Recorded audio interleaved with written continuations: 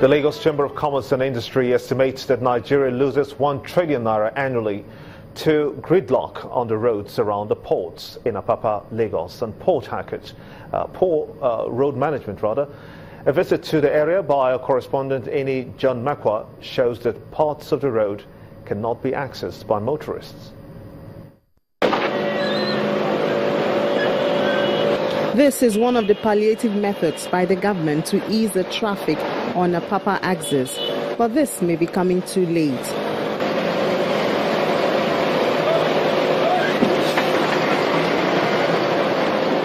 The construction company working here, they just fill the place with sand, and by the time the rain comes, it will wash away the sand and we'll go back to square one. They'll not just do up and lift up. They'll just help us for inside tinker. Sit down here, I beg. What you say, we are only one way. The perception is shared by many who ply the roads in the area on regular basis. This place is really affecting workers. It's not really good for us. Seriously, we have to start checking down from Ijora. Some people check down from Ijora to barracks. It's really unfair. It's unfair. All these come at a loss to the country. As containers are remaining on top of the trailers, your fund is being consumed by the shipping companies. One, importers are no longer using this place for importation any longer because of the damage caused by the roads to their goods. Other effects include higher chances of collision, wasted fuel, increase of wear and tear on vehicles, stressed and frustrated motorists, among others.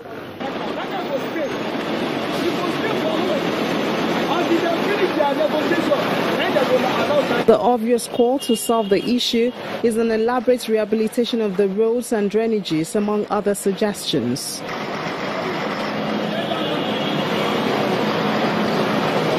If you have a rail system that could assist in the shipping of goods from the port to the point of where they will be needed at the point of destination, I think that would assist in easing the traffic congestion in that area. With the signing of the 2017 budget into law, many Nigerians are looking forward to a swift attention being given to this area, which generated over 800 million naira in January 2017. Eni John Makwa reporting for Channels Television News. Well, not to worry though, some respite seems to be on the way as the Minister of Power, Works and Housing, Mr. Babatunde Fashola, has announced the commencement of the reconstruction of the Apapa road leading to the port. The project is estimated to cost 4.34 billion naira. With a 12-month completion period, it will be built by Dangote Construction. By design, Apapa is designated a mixed area of residential buildings and commercial enterprises. It is also a place for the nation's premier port, initially served by a network of rails and good roads. Sadly, several years on, the infrastructure began to give way. Cargo operations and heavy tonnage vehicles came off the rails onto the roads, leaving devastating tails.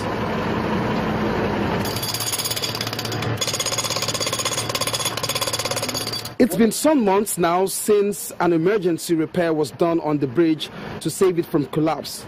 It's now time to fix the road, just as the works superintendent lays out the plan. So we now have a design that, as the Director of Construction has said, includes addressing the drainage problem. Because Apapa, Ijora and its environs are swamp territory. We've done that. We finished with the designs. We now have a bill of quantities, and the cost, I believe, is 4.34 billion to be funded and paid for by these three groups: Flour Mills, Dangote, and NPA working together. The construction company we have chosen to use is AG Dangote Construction. The reason is that they are going to use cement, concrete.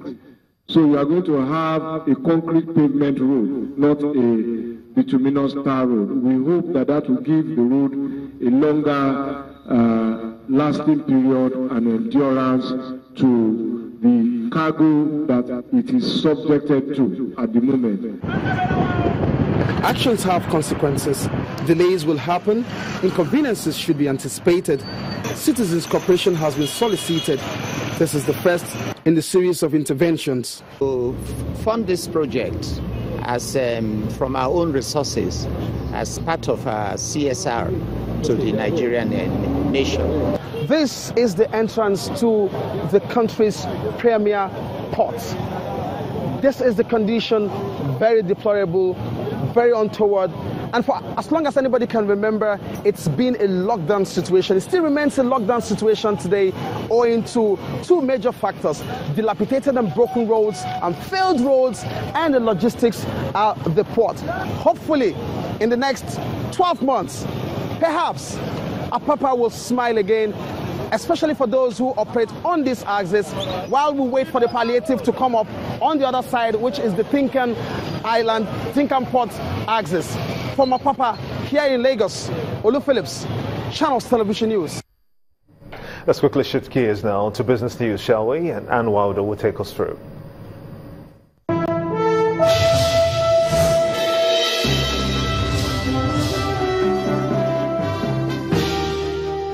Thank you, Gimba, and welcome to the world of business. The local manufacturers arm of the pharmaceutical sector in Nigeria is targeting an annual growth rate of 12 to 15%, and this is to help improve its contribution to the economy. At a meeting in Lagos, industrialists said the new forex regime is very important for production. In our country, almost every input into pharma manufacturing is imported. The APIs are imported, the primary packaging materials are imported, the secondary packaging materials are imported. We don't have a petrochemical industry from which to get. So, from start to finish, everything you need, is kind of denominated in dollar.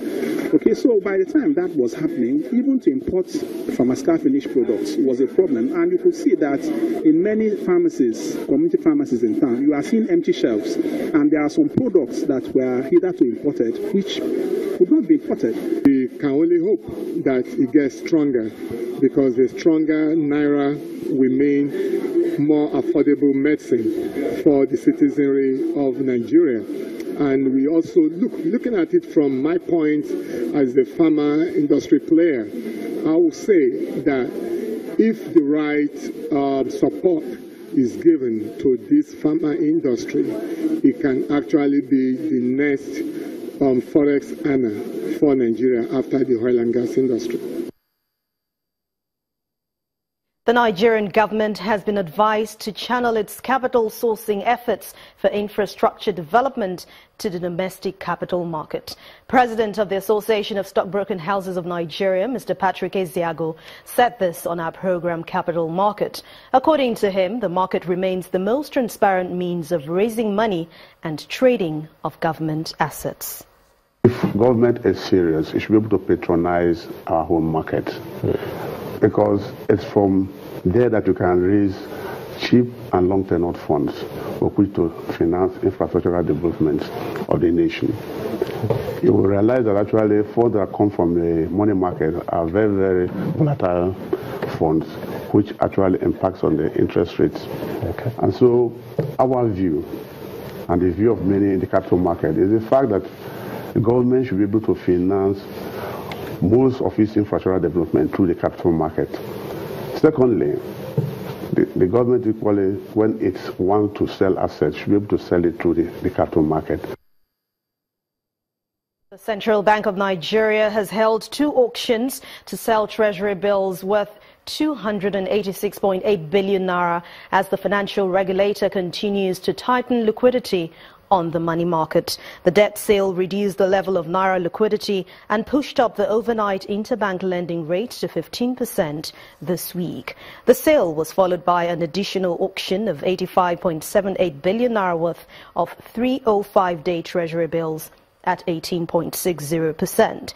Traders say around 205 billion naira matured open market operation bills were repaid on Thursday, which of course initially forced down the cost of borrowing among commercial lenders. But this was then reversed following auctions that took place yesterday. And that's business news for this week. Thank you so much for watching. I'm Anne Owaodo. The rest of the news at 10 continues now with Kimba.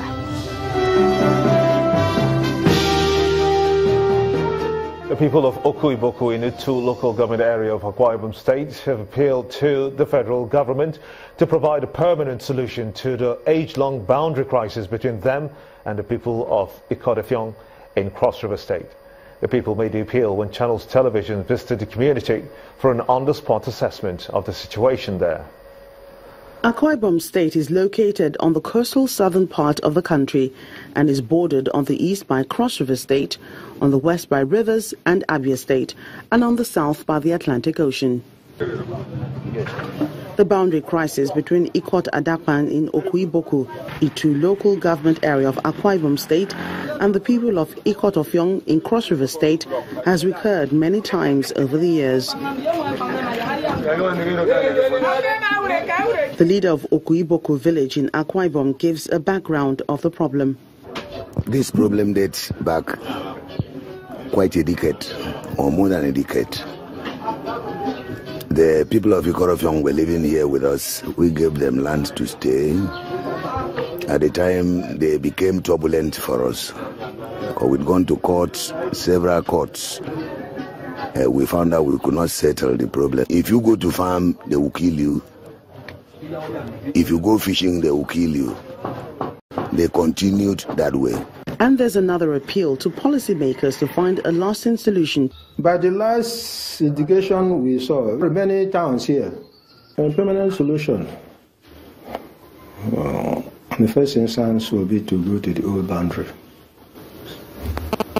that existed before this problem. The ever-busy riverine community of Ikotefiong, known for farming and fishing, has become deserted. They attacked us December last year and killed many of us. As I'm talking to you now, I don't have any source of livelihood. I'm the member of Timber Union. I am a timber dealer. I lost 15 trucks of my timber because of the crisis, and also lost 2 children who happen to be twins.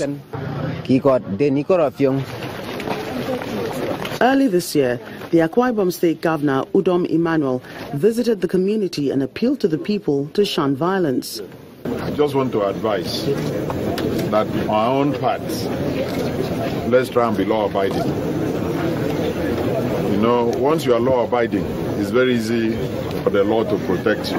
Now help seems to have come with the visit of the National Boundary Commission, which is given an assurance of support.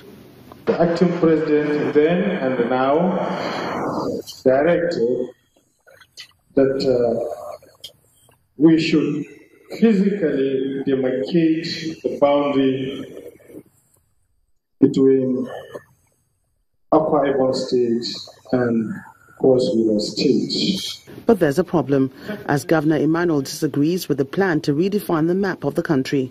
It is absurd in Africa, in Nigeria in particular, where somebody will be trying to pick something from the river and another person will be angry. How many fish can you catch that you finish the fish in the river? Since we were born, people have been fishing in that river. It has never finished. So I don't see how much an individual that will be so bad that people will go in there, start shooting people right inside the river. To me, that's criminal. It has nothing to do with boundary. Because whatsoever is inside the river belongs to God. Nobody can lay claims to that. In the end, all issues were resolved with the Commission, bringing the authorities on both sides a step closer to a permanent solution to the boundary crisis and renewed hope for the people that all will be well soon. Still ahead on the news at 10, Confederation of African Football backs Kenya to host the 2018 African Nations Championship despite being behind schedule. That's coming up on Sports News. Stay with us.